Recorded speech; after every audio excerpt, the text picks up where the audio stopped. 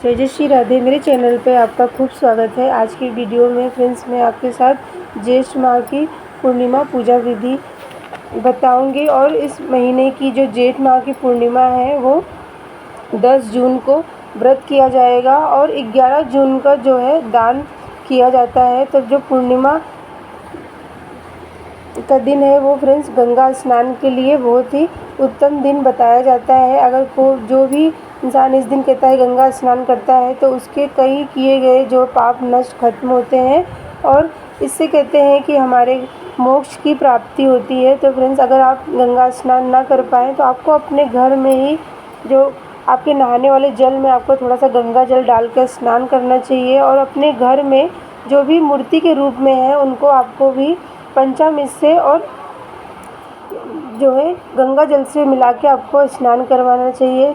हर महीने की जो पूर्णिमा होती है वो बहुत ही उत्तम और बहुत ही उनकी महत्व होता है। तो हमें हर महीने की जो पूर्णिमा है अपने घर में सत्यनारायण भगवान की जो व्रत कथा है वो करें। आप चाहे व्रत करें या ना करें, आपको जो है उस दिन आपको अपने घर में लक्ष्मी नारायण भगवान की फ़ोटो के सामने एक कलश स्थापना करके और श्री गणेश भगवान माता लक्ष्मी के साथ गौरी माता का पूजन करके आपको वहाँ पे थोड़े से प्रसाद में जो है आपको पंजीरी भूंज लेना है। पंचामृत का भोग लगा के जो 5 अध्याय होते हैं वो हर महीने की पूर्णिमा पे करना चाहिए। ऐसा करने से कहते हैं कि हमारे घर में जो है लक्ष्मी माता आकर्षित होती हैं और हमारे घर में शुद्धता और पवित्रता आती है और घर में जो भी नकारात्मक ऊर्जा होती है वो घर से बाहर निकल जाती है। तो अगर आप हर महीने की जो पूर्णिमा के दिन आप सत्यनारायण भगवान की कथा करते हैं, उनको जल से या फिर गंगा जल से पंचामृत से अभिषेक करवाते हैं ना,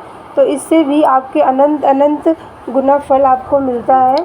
तो इस दिन फ्रेंड्स आप ज़रूर से ये कार्य किया करें। और जो अगर दक्षिणावर्ती संघ है तो उनका भी जल अभिषेक और उनको पंचामृत से अभिषेक ज़रूर से करवा के सभी देवी देवताओं को, जो गणेश जी हैं, लक्ष्मी माता, श्री यंत्र हैं, लड्डू गोपाल हैं, शालिग्राम भगवान हैं, तो उनको भी आपको दक्षिणावर्ती संघ से कहते हैं अभिषेक ज़रूर से करवाना चाहिए। पूर्णिमा का दिन जो होता है वो व्रत पूजन के लिए विशेष दिन होता है।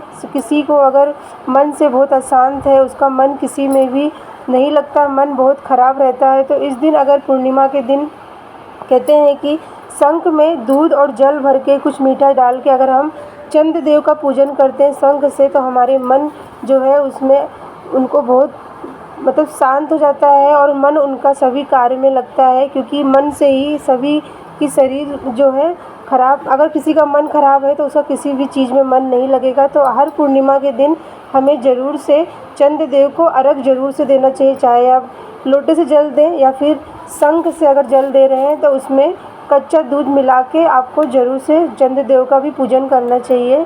क्योंकि 5 देवी देवताओं को उस दिन कहते हैं अगर व्रत करने से, पूजन करने से हमारे मन की और हमारे शरीर की शुद्धि होती है। और इस दिन फ्रेंड्स हमें भगवान को जो है पंचामृत ज़रूर से भोग लगाना चाहिए। पंजीरी जो है शुद्ध घी में भूंज के, जो आटा होता है उसे मतलब घी में भूंज लें और अच्छे से भगवान को केले का जो फल है उसका भी भोग लगा के यहाँ पे एक शुद्ध वातावरण बना के हमें जो 5 अध्याय होते हैं अपने घर परिवार के साथ आप सुन सकते हैं। नहीं तो आप पंडित जी को बुला के भी ये पूजा करवा सकते हैं। हर महीने की जो पूर्णिमा होती है वो विशेष फलदायी होती है। तो अगर आप इस तरह से हर महीने अपने घर में सत्यनारायण भगवान की कथा करते हैं, व्रत करते हैं, तो आपके जो है घर परिवार पे भगवान लक्ष्मी नारायण का आशीर्वाद होता है। और फ्रेंड्स इस दिन अपने घर के मुख्य दरवाजे की भी ज़रूर से पूजन करें।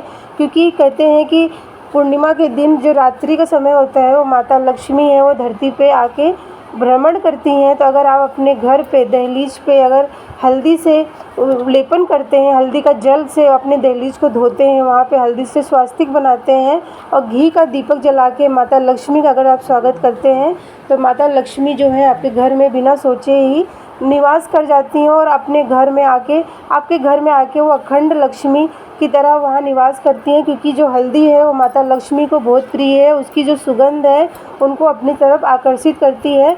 तो हर पूर्णिमा पे अपनी दहलीज पे ज़रूर से आप उनका दहलीज पूजन करें। तुलसी माता में भी हल्दी ज़रूर से अर्पित करें, चाहे तो आप जल में अभिषेक करें या फिर उनको हल्दी का टीका ज़रूर से लगाएं। ये सब कार्य हमें पूर्णिमा के दिन ज़रूर से करना चाहिए। और फ्रेंड्स शिवलिंग पे भी कहते हैं कि जल से मतलब जो गंगा जल है उसका अभिषेक करते हैं ना, तो इससे भी हमें जो है हमारे शरीर में कोई रोग है, कोई परेशानी है, वो ख़त्म होती है। ये सब कार्य पूर्णिमा के दिन विशेष तौर पे मंगलकारी कहा गया है, तो आप ये सब ज़रूर से करें। और छोटा सा हवन कथा पढ़ने के बाद आपको अगियारी ज़रूर से करें।